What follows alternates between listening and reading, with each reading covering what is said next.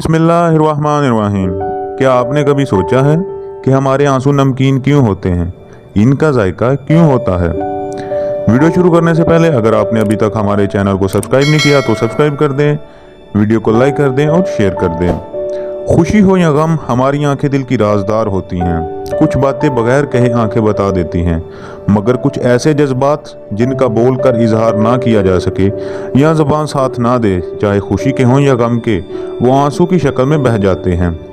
जब हम तकलीफ़, दुख या परेशानी में होते हैं तो आंखों से फ़ौरन आंसू फूट पड़ते हैं और ये नाकाबिले बर्दाश्त हालत होती है। लेकिन कभी एक मिनट के लिए भी आपने सोचा कि आंसू नमकीन क्यों होते हैं, इनका जायका आखिर क्यों होता है?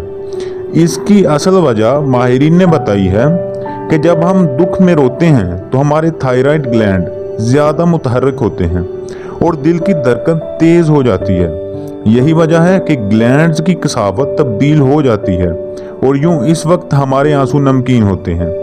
लेकिन इसके बरअक्स जब हम खुश होते हैं और आंखों से आंसू झलक पड़ते हैं तो वो बगैर किसी जायके के होते हैं।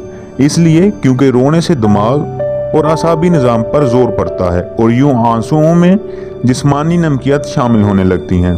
अगर वीडियो पसंद आई है तो चैनल को सब्सक्राइब कर दें, वीडियो को लाइक कर दें और शेयर कर दें। अल्लाह हाफिज़।